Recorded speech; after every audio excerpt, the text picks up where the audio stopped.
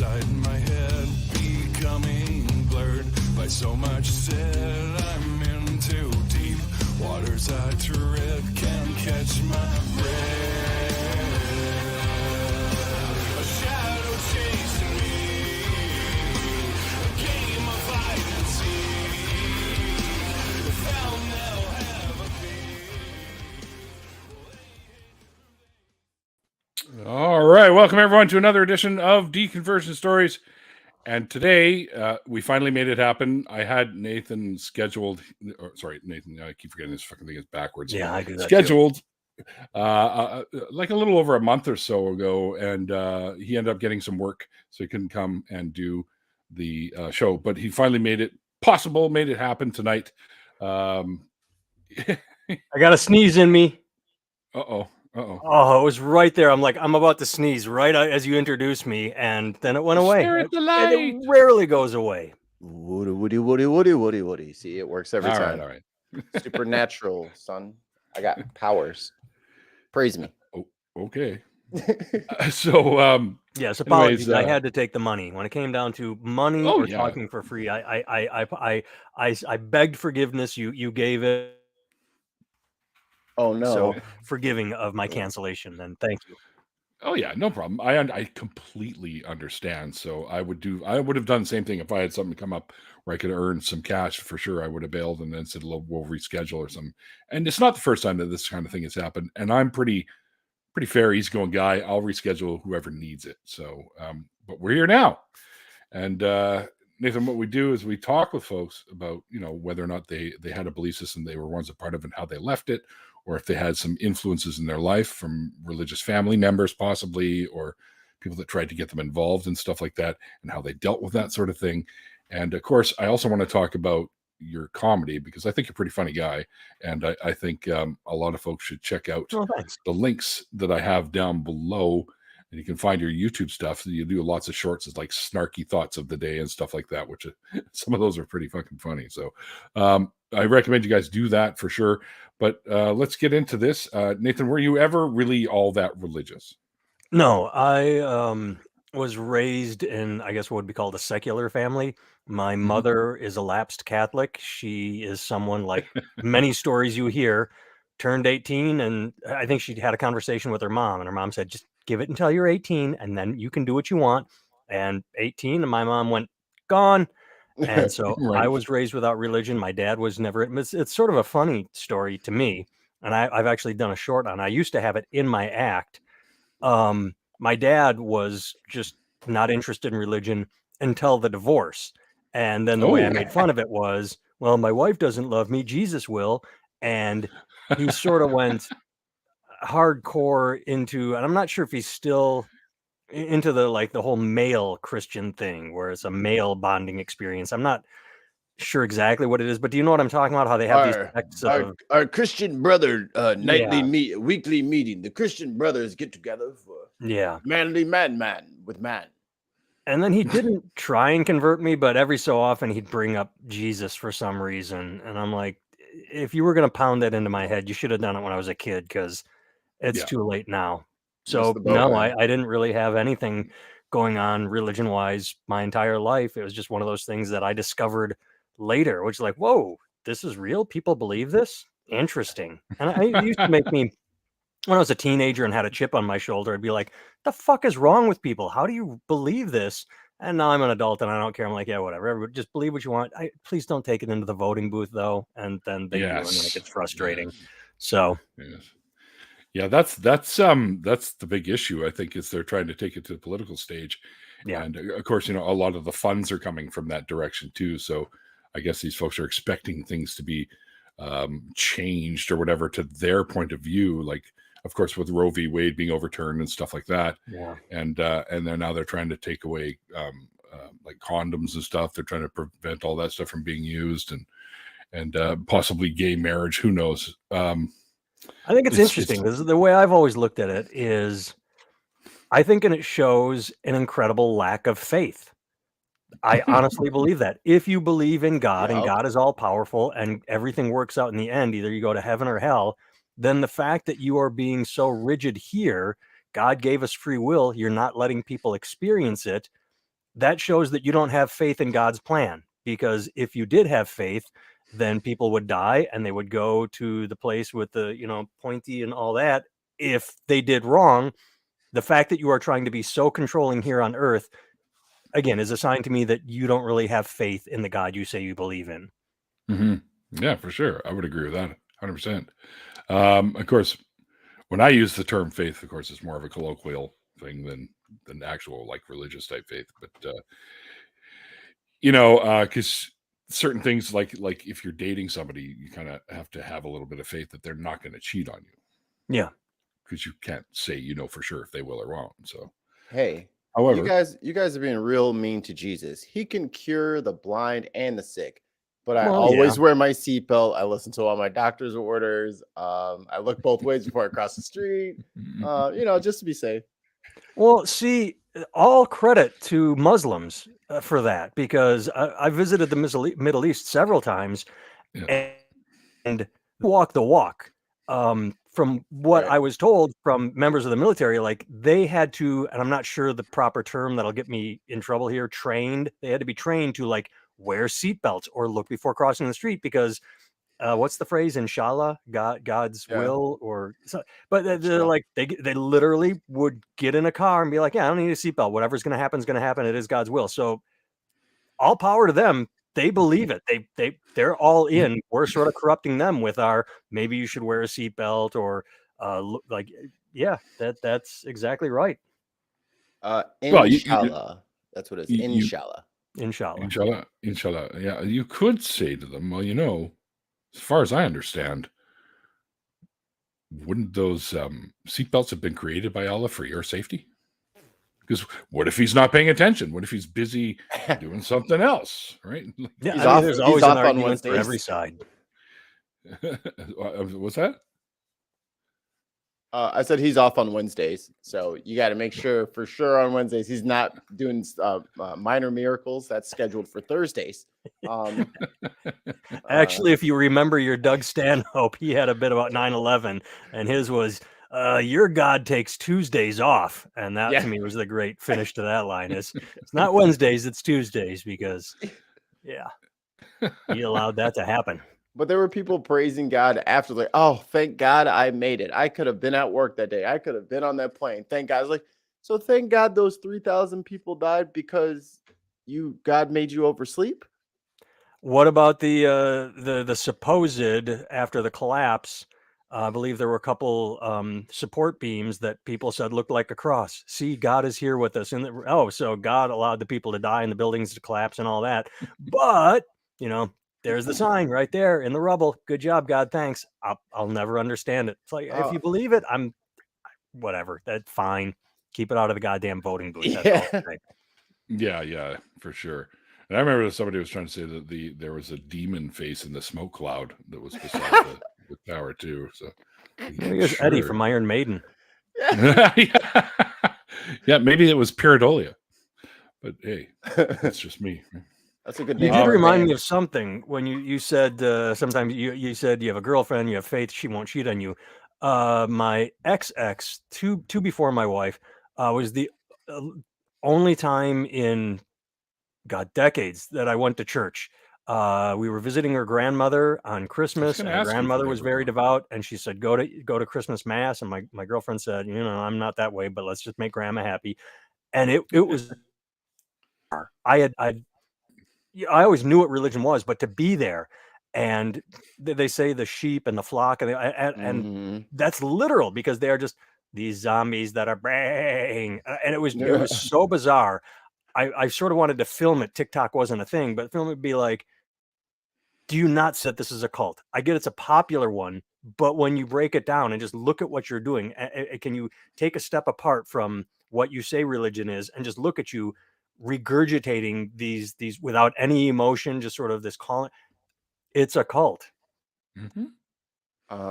As a black man, going to my first Mass was truly traumatizing, because everyone was just standing up, speaking in unison, and there was no. I'm like, where on the fucking program are y'all reading from? Program. I'm looking at the program. I'm figuring there must be a script, because everybody's reading shit perfectly word for word with this guy.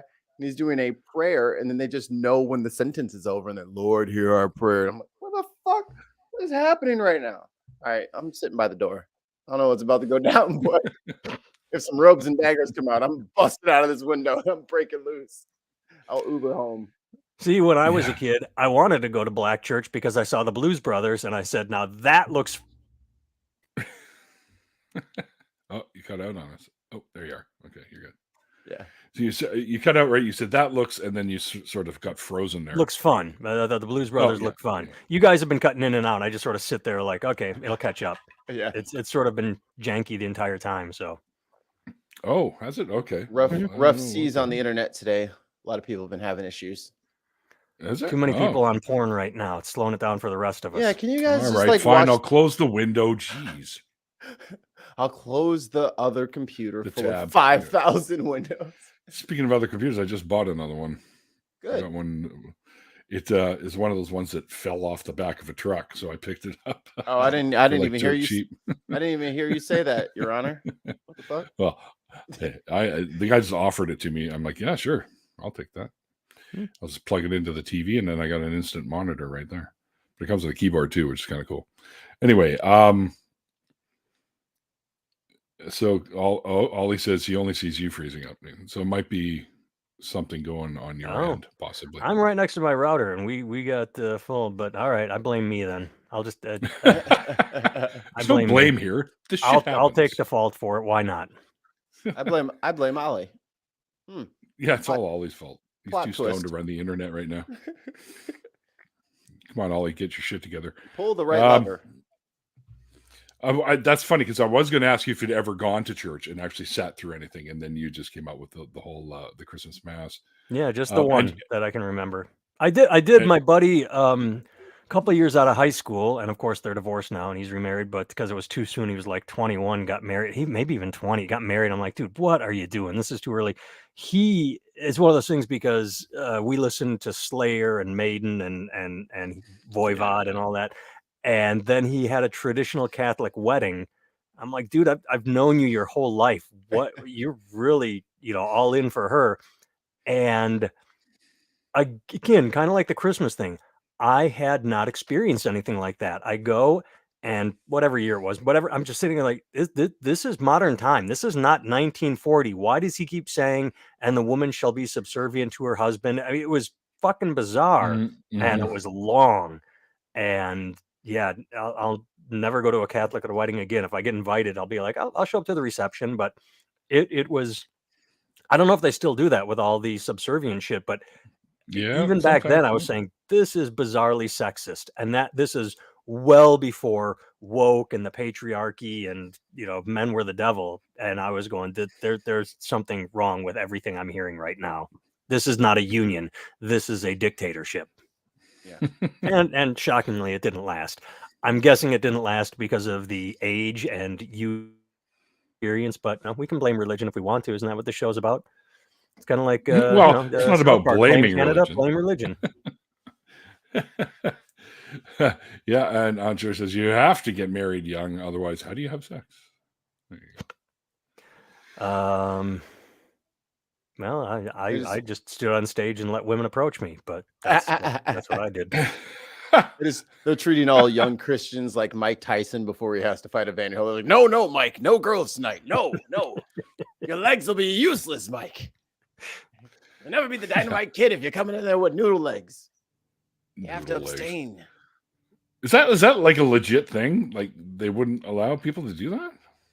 Yeah, it's like every professional athlete is ridiculously superstitious. So yeah, it's a thing, but I don't think there's any like medical thing that would take your stamina out of your thighs, but I don't know if there is a little bit, so maybe. I know the rumor is, but I've never researched it, and I know it's probably wrong, but it's supposed to blow out your testosterone, and you'd think it would raise them, because if you blow a load, your testosterone be like, oh, got to kick into gear, make more of the seed. Yeah. But the whole point is, if you're going into any sporting event, you need to have high testosterone. So you want to build up your on edge, Well, wired, not relaxed, not, oh, I want to take a nap. no, you gotta come in. You gotta come in here angry, Mike. This Yeah. guy's gonna Well- bite your head off if you don't. Foreshadowing.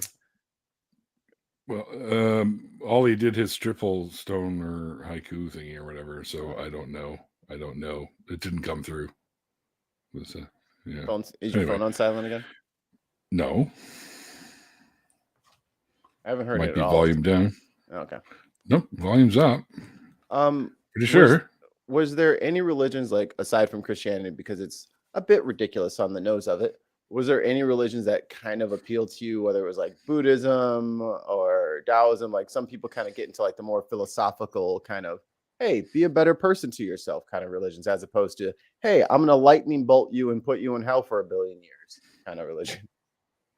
Yes, and you already gave the answer. When I was in college, I studied the Bible for a year and then slipped into a Buddhist class, and I liked it so much that the next thing I knew, I had taken 2 or 3 something. I took a couple high-level classes in Buddhism, and it's funny. I was thinking about it the other week, how when I was in college, I knew everything about Buddhism because I wrote like a paper on it, a high-level paper, and Buddhism. It's one of those things that just forgot. But I remember when I was studying it, I said, this makes sense. I like this. And I did that college thing where I'm going to meditate now. And then you grow up and you become just the fucking regular person that doesn't do shit. But I did enjoy Buddhism. Yeah, I dabbled in it a little bit myself. See, I was raised. The funny thing is I was born to Christians, like Catholics, actually. And they were youngs and they weren't married. So I was put up for adoption. And I was raised in a Jewish household. So I grew up with the Torah and all that crap and had a bar mitzvah and whatnot. And then I got out of that fairly early because I didn't buy it. I just couldn't buy any of that shit. Like I couldn't buy the stories. Like there's no fucking way these stories happened. It just sounds like another mythology to me. And to this day, I still go by that. But I ended up in like doing I did a little bit of Buddhism kind of thing, like that whole mentality, the Buddhist mentality. And then I also went into like paganism. I dated a girl that was Wiccan. So she's like, oh yeah, we can raise energy cones with sex. And I'm like, all right, I'm down. Yeah, that's a selling point. I was just about to mention our cones and the energy, the level, and then I'm glad you brought it up. I was just about to say something. What? I have these candles that I would like you to use, and And when I was in my 20s, any girl could talk me into doing anything by just, being a girl, by being a woman. Like, hey, I want to try this. All right, I'll do it to impress you. I'll do it if that's what you want. I'm your puppy dog. I'm game. Yeah. She even had a giant. I don't know what the hell it was made of, but it was goldish, probably painted. But it was a big pyramid thing that she would put over the bed too. Hell yeah!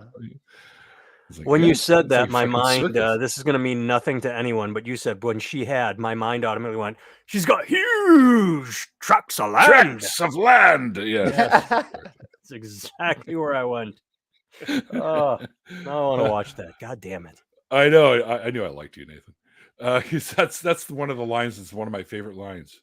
I also know that one day, son, all of this could be yours. So well sold because he does the gestures. Yeah. I also know that movie reference, but let's just say what that movie is for the audience, just for the people at home. No, you don't give away a reference. Either you know it or you don't. Damn it. Oh, God, I want to sing. No. None of that. You stay here and watch him. All right. Where are you going? I'm coming with you. Yeah, it's too funny. I think by now people could figure it out anyways. The same movie that Monty Python and the Holy Grail to anybody that hasn't caught up. Yes. I heard that they put I'm a Lego collector, like you couldn't tell because there's a pile of it right there. Mm-hmm. But I heard they were going to be they have this thing called Lego Ideas, which some of them I collect. Like I've got the Optimus Prime and I've got the DeLorean and I've got the Winnie the Pooh and the Sesame Street and all that. But they're going to be doing a Monty Python one. Oh, that'd be neat. What I have to understand. if we could go sideways with this too, Sure. I do not remember.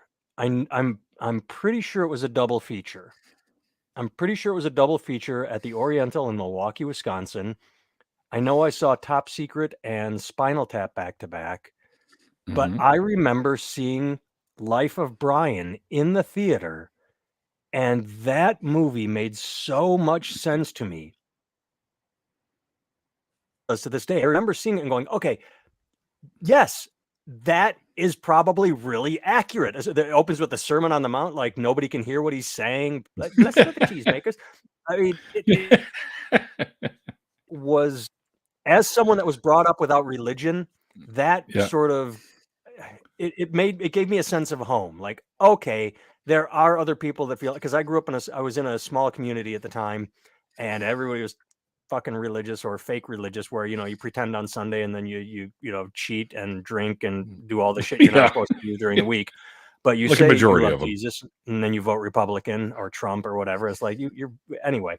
So when I saw Life of Brian, that let me know there were others out there that thought like me, because I hadn't experienced that yet, because just nobody was open about not believing, and not in an angry way, like I don't believe in anything, just sort of like, no, I don't believe. I don't understand the point of it. So yeah, Life of Brian's, it's odd that I went from me referencing, but a very pivotal movie in my life, and I still love it It's to a this great day. show. Do I have it right here? Probably. I know I have it. It's right over there. I caught Dogma in the corner of my eye when I looked, but I know I have it. I own my own copy. It's one of those that I don't want to, oh, is it streaming somewhere? No, I want to own it. I want to put.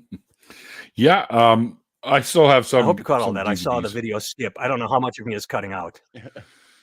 Oh, just little bits like here and there. Like it's not Mhm. really nothing that we have to really worry about. So it could be. It may not be the internet connection in and of itself. It could be processor speed. Yeah, I mean, I've got to shut everything down on the computer before doing it. I think the only thing I've opened is Microsoft Word. Oh, okay, Yeah, that shouldn't interfere at all. So no, well, no, just it's life on the internet today. That's all I can tell you. And I like you. I saw Life of Brian in the theater as well, and of course, I kind of went up to the snack bar afterwards, or not afterwards, but almost to the end of the movie, and I asked them if they had any wolf nipple chips, and she just looked at me like I had 3 heads. So I heard you can have wolf nipple chips. I want wolf nipple chips. Yeah, well, first time watcher. Sir, I'm gonna get my manager if you ask me for those one more time. So Anjur said to tell him about Starwart. Okay, well. oh well, that's funny, because you talk about you was it off air or on air? No, I think it was out. You mentioned that I do shorts. I just filmed one with my son. It was a throwback to when he was 4. It's a recreation of a conversation we had where he asked if he could watch Star Wars, and so yeah. Well, I being a collector of Lego Star Wars, I ordered something I thought was an actual Star Wars Lego for quite a reduced price. So I said, shit, yeah, I'll buy it at that price. And it's the Ultimate Collector Series. Millennium Falcon is the one I was going after. And I got this thing that came wrapped in this giant, like the bubble wrap type packaging, but it was this great big ball of stuff. And it was actually Star Wart. They spelt it Star Wart.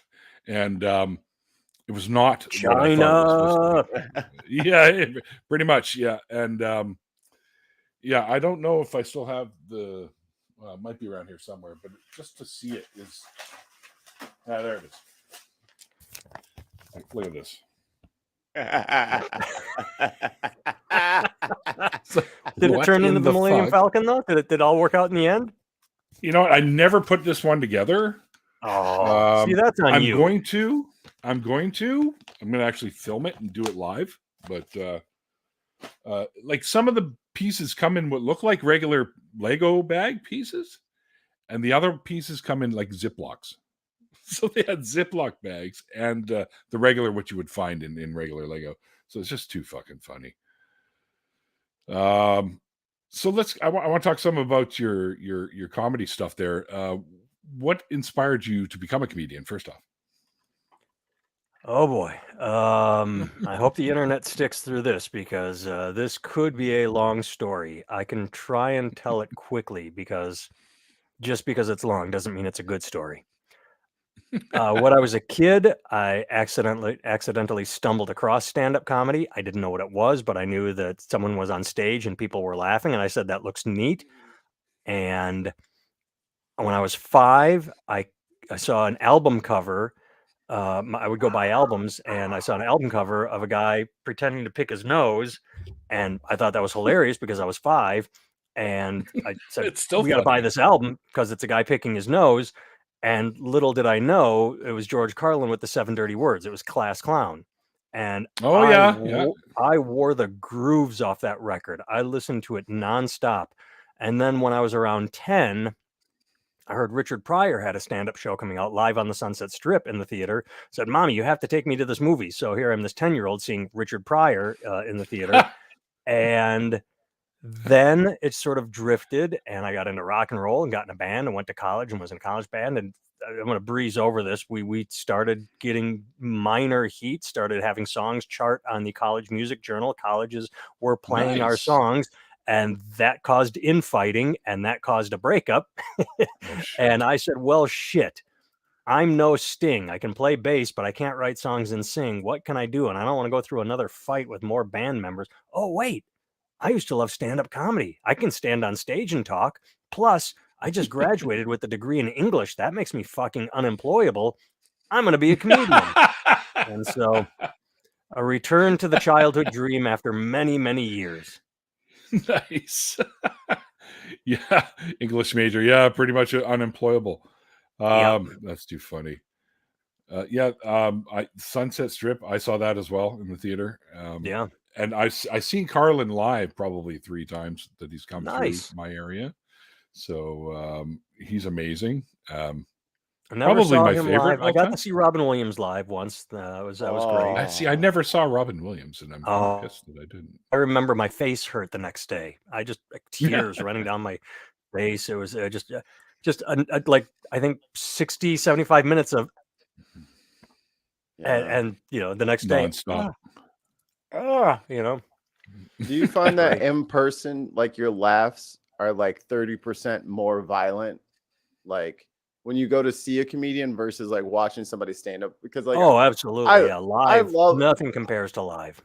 I can't breathe during a live, any kind of live stand up. Like I'm hurting, my ribs are cracking and splintering, my diaphragm is exhausted. Like I laugh so much harder in person.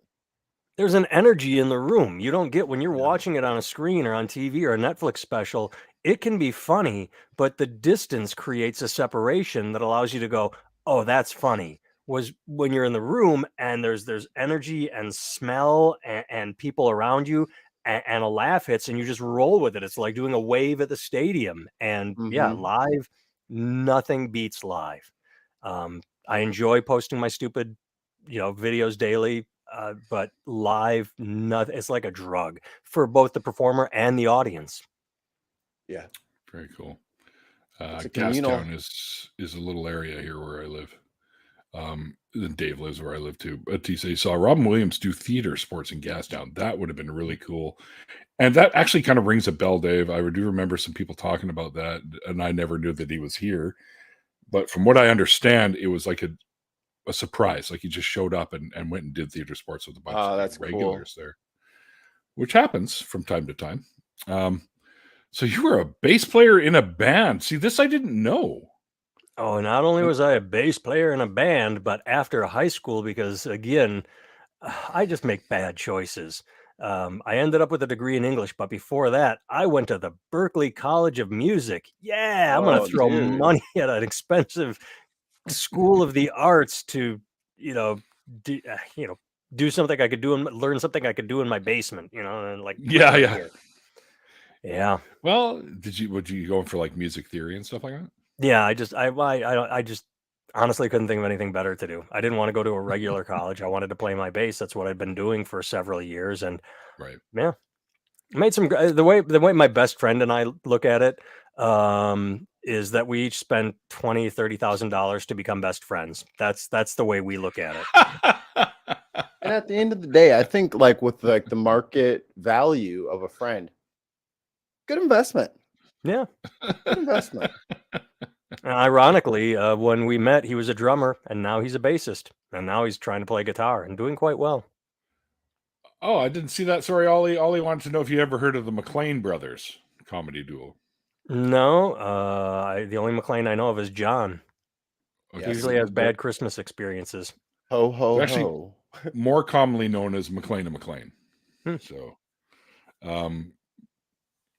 I think they do the pubic hair song. Not anything like I think that's Hardcastle and theirs. McCormick? No, it's a couple of Canadian comedians. I think they're probably the most well-known Canadian comedians are like John Candy and Jim Carrey and stuff like that. But Yeah. McLean they did a lot of like on TV and stuff like that, and they did a lot of funny little routines. They're from Newfoundland, and yes, they do the pubic hair song, which actually isn't I an feel like original. I feel like Googling Tara Reid saying Newfoundland. That's what you made me think of when you said Newfoundland. I don't know if anybody's ever seen that. She was in a movie and didn't ought to say Newfoundland, and they didn't change it. She said Newfoundland, and I think everybody on the movie just went, "Leave it, Yeah, right. leave it." Why is everybody smiling? You did great. That was perfect. Yeah. Second take? No, we got it. Check the gate. Yeah, we're good. So Deneen says the only first comic that saw in person was Bill Cosby. Oh boy. Did he offer you a drink? Hey, here's a juice box. Yeah. Yeah. Why is it leaking out of the side a little bit? It's one of those things where I think when Hannibal Buress said, it was one of those things that every comedian knew. I was a nobody working in the Midwest, and even I had heard stories. So when it hit, it was kind of like it was as well kept as the Catholic Church diddling boys, where I remember when that broke big and everybody's like, "Oh, my stars and garters." Like, what are you talking about? I've been hearing this for years and I'm not even religious. Yeah, it's just weird. Everybody knew about Bill Cosby. Everybody. And R. Kelly. Yeah. Everybody knew. Everybody. I didn't know. But then, I meant all comedians knew about Bill Cosby is what I... Mm-hmm. Oh, I see. Yeah. And no, it wasn't a drink. It was Jell-O pudding. Well played. Well played. Points, Deneen. Points. Yeah. Newfoundland. Yeah, they're laughing at that one in the chat for sure. Some of the biggest names that you've worked with. I mean, it's funny because they always end up on resumes, not mine. I know whenever you get they're like, "Oh, he's open for it." Like, that doesn't mean anything. It means that they were performing and I was starting out and I was the host. But I got to open for Larry the Cable Guy before he was huge. he was just developing his persona. The character. Lewis Black as he was launching, like he'd been on forever and he was taking off. Got to drive Dave Attell from the airport in Milwaukee to the comedy club in Madison as he was just before Insomniac hit and he blew up. Met Sarah Silverman once in a green room where I was hanging out with who's I hanging out with? Oh goodness, I'm drawing a blank on who but yeah, she came in to visit with him. Todd Green. I got to open for Tommy Chong. Very nice guy, very laid back. Unfortunately, let his wife do 20 minutes before he went up to the audience's dismay. I'm like, oh, please bring on Tommy. Everyone's doing the to the highest degree. Everyone's just yeah. Well, that's exactly what they were doing. Lewis Black is fantastic, and Tommy actually lives here half the year. And everybody I mentioned was fantastic. Larry, the Cable Guy, I can't think of his. He was a sweetheart. Lewis Black off stage, not off stage like. Yeah. Guy, everybody I mentioned, I've run into very few pricks And those are usually people you've never heard of. Really? Okay. Daniel Whitney. No, I did. Yeah, yes. There you go. Daniel Whitney. Mm-hmm. Who's that? That's Larry the Cable Guy. Larry the Cable Guy. Oh. See, I've only ever known him as Larry the Cable Guy, so you got me there. Gotta add them stage names. I kind of really want to meet Sarah Silverman because she's fucking hysterical. I've loved her since the days of Saturday Night Live. So I remember seeing Something About Mary in the theater and leaving with a crush on Sarah Silverman. I'm like, yeah, the blonde was cute, but who was that dark-haired friend of hers? That is honestly what I walked away with. I remember that clearly. Yeah, she's awesome. I'm trying to think of the first time I ever saw her, and which probably would have been Saturday Night Live, but there was a movie too. And now that you mentioned it, it might have been Something About Mary. Now that I think about it, so I think that was the first film that I ever saw her in and recognized her as who she was. How do you handle hecklers, man? Oh boy. Knock on wood, I haven't had to deal with them for a while. It's been there are certain acts that invite heckling, I think, and mine doesn't, if that makes sense. But I just generally talk to them and sort of try and just get them to leave. I don't care anymore. I'm not gonna. I haven't had anything devolve into a shouting match in a long time. I have a couple stories that I'm thinking of right now where they won, God, years ago. Where I remember the guy was drunk and he fell asleep and woke up and I made fun of him. And then he got really pissed and he tried to berate me. And I said, everybody around laughing doesn't make sense. You're not funny. I'm like, you're passed out. But generally what I do these days is, dude, I don't care if you don't think I'm funny. That's fine. My act isn't for everybody. Take it out to the lobby. If you're talking or making noise, like, yeah, okay, you're going to heckle, shut up. Okay, you're not going to shut up, then I'm not going to talk. Deal with it. Get him out of here. I don't get emotional. I don't get angry. I don't get too insulting. It's just, you're going to leave now. That's it. I don't want to deal with this. You're going to leave. Then the crowd turns on them immediately. Hey, shut the fuck up, man. I paid for these tickets. Yeah, exactly. I'm on a date. Oh my goodness. Okay. Here's a story. I have not told this in a long time, and let me see if I can remember. So I had a really interesting learning experience very, very, very early on in my career. When you begin comedy, you're doing open mics, then you get guest sets, and if you're lucky, you get to host a show. You go up, you do 10 minutes, you make the announcements. The announcements are the most important part for the host. They don't care if you bomb. They're just like, hey, tip your server. Here's who's here next week. My good friend who started around the same time got a hosting gig at a comedy club about an hour from our city. And he said, well, I have to drive up and back on Wednesday because I have to work on Thursday. Do you want to come with? I said, absolutely, I do. So I drive up with him and this woman starts heckling, just starts right in on him. And then she had headliner. She just berates all of them, but she gives my friend, just goes after him. And after the show, she hunts him down. We're standing together. She comes up and starts going, I was funnier than you. You couldn't even handle me. And she was drop dead gorgeous. I mean, she was beautiful. This woman was, oh my God, you'd walk 10 miles across broken glass to stand in her garbage. She was so beautiful. And what Kevin Durant says, he's like, I would drink her bathwater. I was like, Kevin, don't say that. I would drink this woman's bathwater. So I was hosting there the very next week. So I memorized her. I said, okay, if she shows up, I'm going to put her down. What are the chances she goes to comedy 2 weeks in a row? People go twice a year. I show up for the first show and she's there. She is front and center in the audience. And I don't remember what she said, but I saw her and I'm like, okay, if she says something, I got to hit her. And I dreamed up a response. I'm like, okay, I'm going to say this. I'm going to be so powerful and clever. And I don't remember what she said, but I looked at her and in all disdain said, why are you talking? Aren't you happy to be here? Don't they usually just rent you and take you back to the hotel room? And the audience turned on me. They hated me because they didn't know the backstory. They didn't know last week. They just knew she said one thing and I called her a whore, basically. Yeah. And so I bombed for the next 10 minutes and she just sat there. But yeah, I learned a lot about, okay, how to get the audience on your side.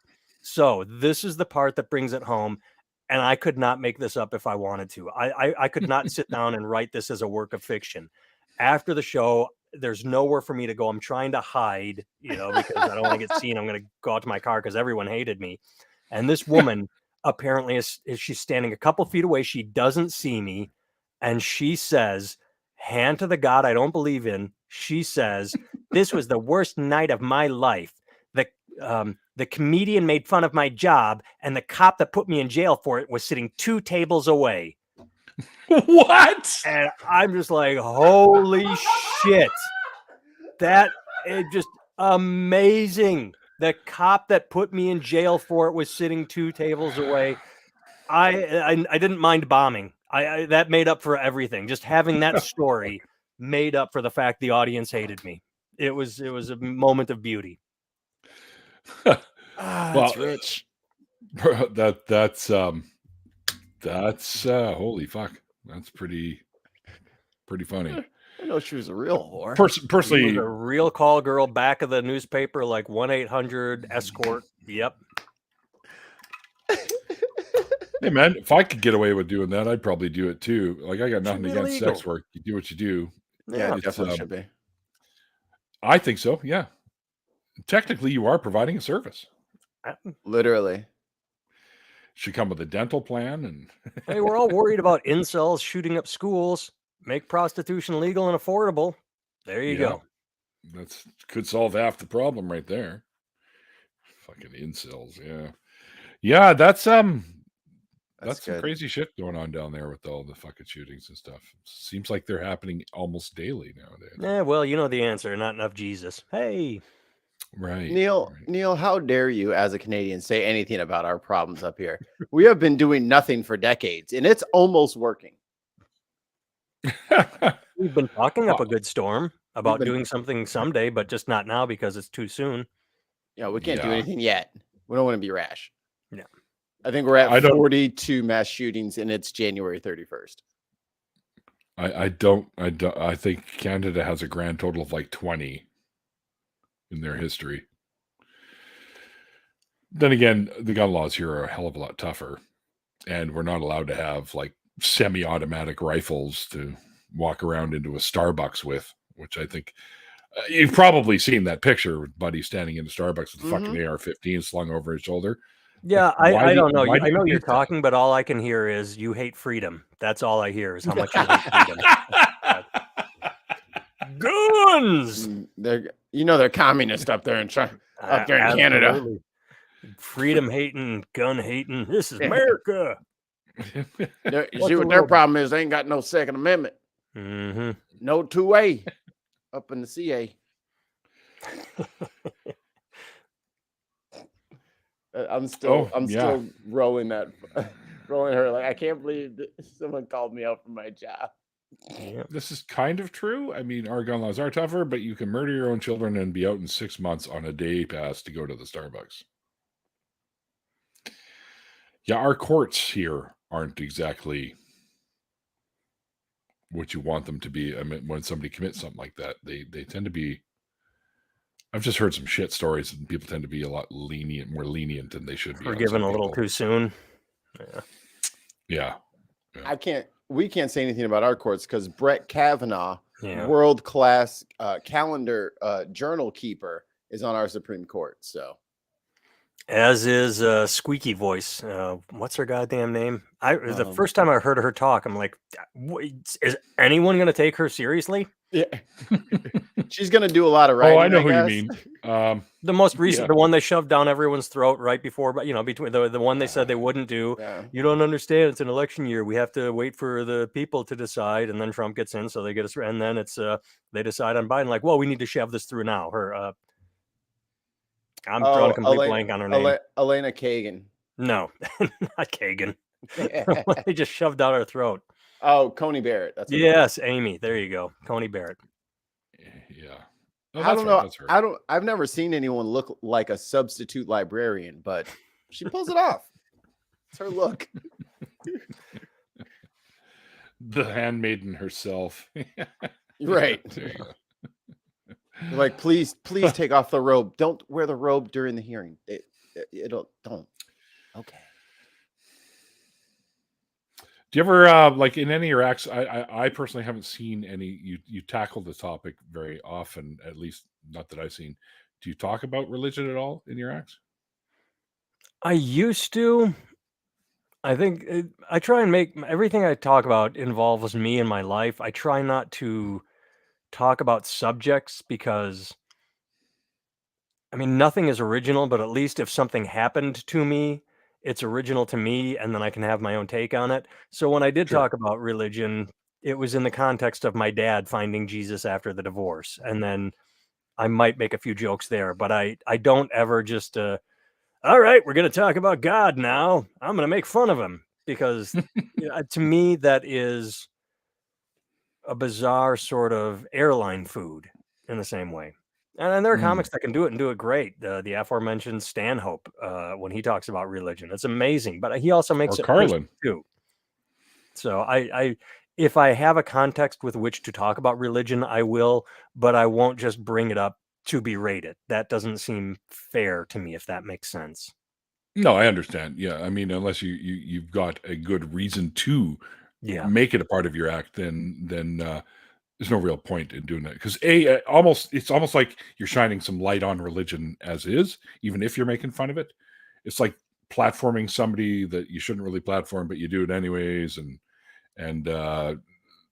that's not really the best idea.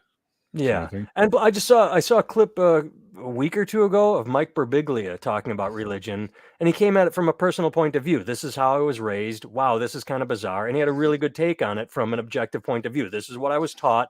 This is what I now believe, and then making fun of the differences. I don't have that because I wasn't raised religious. So, if and when I bring it up, it comes off as a little. I'm better than you, so I try not to do it.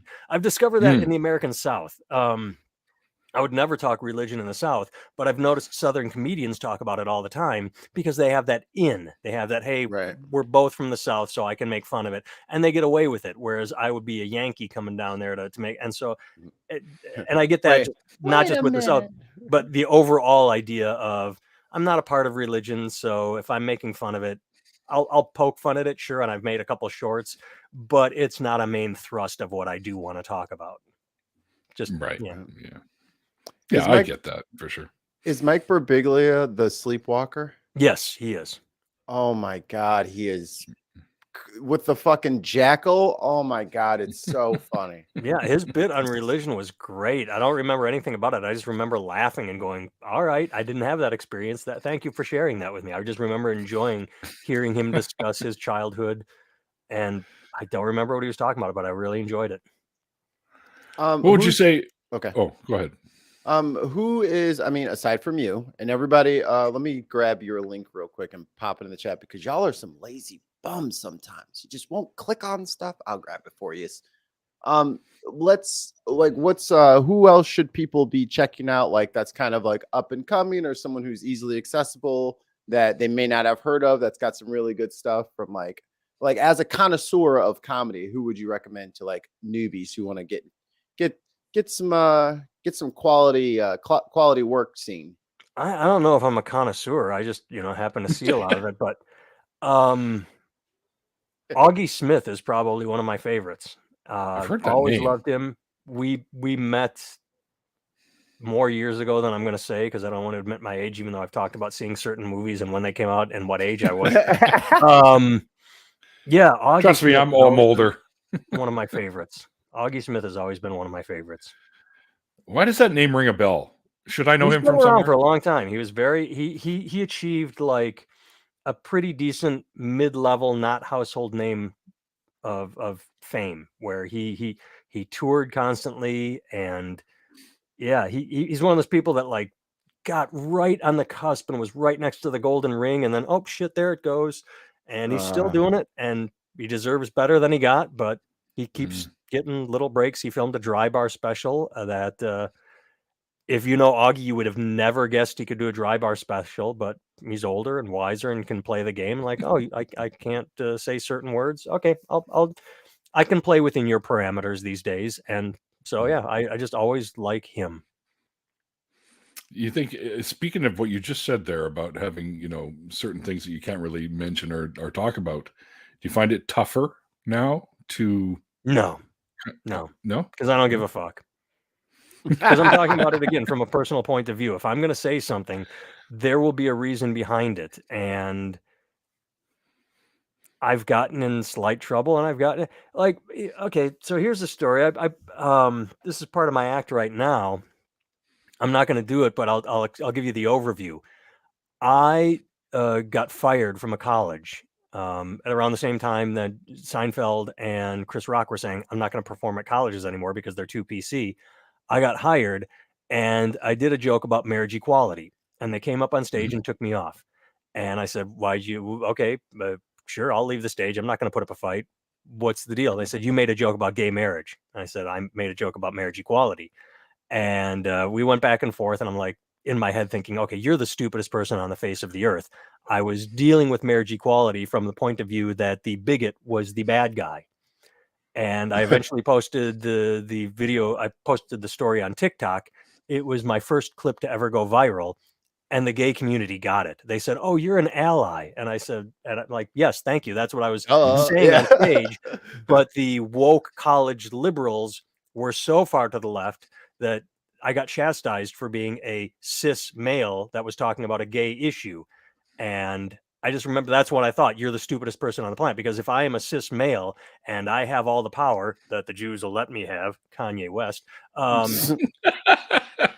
then I should be an ally. I'm supposed to be an ally. And so, like I said, when I posted the joke online, the gay community got it. They said, you are an ally. But the woke left was having none of it because they heard trigger words. They didn't listen to the content. They heard me say gay marriage and like, whoa, why is he making fun of gay marriage? I'm not. I'm making fun of people who are against. But yeah, I don't. So I've been dealing with this a little bit online, and I really don't care. But it's helping me with my act because I'm coming up with a joke that it involves trigger words and how people with issues react. It's on them. It's nothing that I say. What happens is I'll make a joke and it will go into their ear hole, and they'll start mixing it with their insecurities. I wasn't popular in high school, whatever it is. And then they spit back at me what they want to spit back. And the example that I haven't done this yet, but the example that is in my brain is I say on stage, I really like bananas. I find them tasty, potassium. Bananas are good stuff. Someone will yell back, why do you hate apples? Fuck you, apple hater. He should be canceled. He hates apples. And that's the basic problem is people, they want to talk about their own bullshit instead of to deal with it. Instead of going to therapy and seeing why they get so angry or triggered over shit, they expect the world to change around them. And I'm not having any of it. If any of that makes sense. And it sounds like you're like at least trying to, at least there's a joke there, because unfortunately a lot of comedians have like forgotten that they're comedians and they're now like public ranters. And they're just like, I'm going to switch up my comedy style instead of like, I don't know, making up a whole 15-minute story about a baby selling weed on the corner to now I'm only going to talk about trans people for a 3-part Netflix special, some might say. Like, I feel like a lot of like the punching down because of like the hyper polarized American culture right now, like that, like being polarizing, well, as it always has been, is like super profitable for people. And they're like, you can't cancel me because I can say and do whatever. I'm Dave Chappelle. And it's just like, all right, Dave, you haven't been funny in 10 years, but whenever you're done with whatever this is, you just let me know. When you're ready to talk about the baby selling weed, maybe he's in junior high school now. I mean, that would be a fun re-up, you know, like a made up joke thing, like your job. But see, I honestly liked his last 3 specials. I really enjoyed the shit out of them. I did. But I hear what you're saying. I personally wouldn't use him as an example, but I have seen comedians who will just get up and talk about abortion without any punchlines, just to Yeah. angrily rail against it or for it or whatever. And I'm like, all you're doing is pissing off your audience. Yeah. We're here to No, I laugh, hear what you're y'all. saying. I just happen to enjoy Chappelle. He was on my Mount Rushmore, and then I was just like, dude, this is not the same, but you have a right to do what you want to do. It's your show. Clearly he's missing the millions of dollars from my ideas. So Chappelle, if you're watching, contact Mikey. well, my fee's going up, Dave. Fucking hanging out with Stay Puft Marshmallow Man on stage. I have to charge extra now. Honestly, man, I was never really a fan of Chappelle, even his old stuff. I thought some of his stuff was pretty funny, but I never caught on like I did with Carlin or say Eddie Murphy when he came out and stuff like that. I don't know. Honestly, I didn't really pay much attention to him until recently.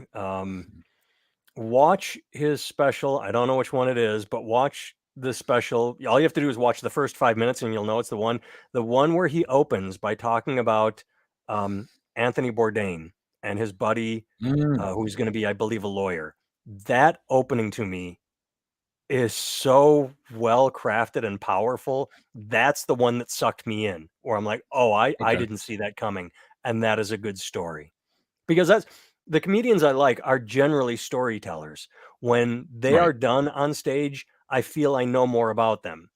And that's what Dave has been doing. He's been telling about himself, and that's what I enjoy more so than airline food. I don't know anything about the person when they're done. What's the deal with that? Yeah.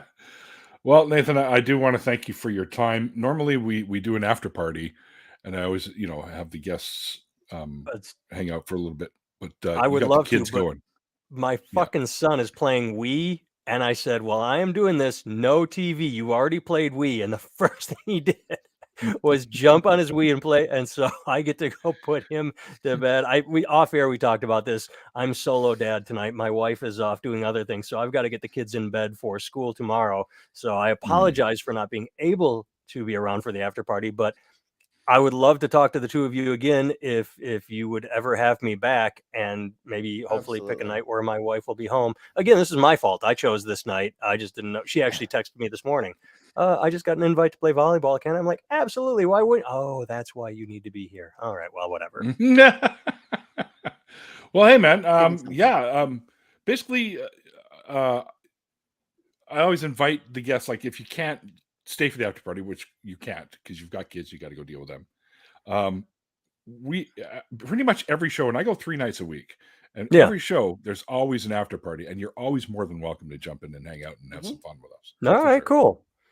And if anybody that was watching had any questions that I didn't get to, or we were going to put up, or we're going to, you can email me through my website, and I will message you back. Below. Yeah. I got it all linked below. Your main site is there, and that has all your links in it anyways. I think I put your main site and your link tree. So yeah, I think there's a link tree in my website somewhere, so you can find all my bullshit. It's funny how fractioned people are, how the factions. There are people that will not go to Instagram, but they love me on YouTube. There are people that love me on TikTok, but won't go to Instagram. So I just post everywhere.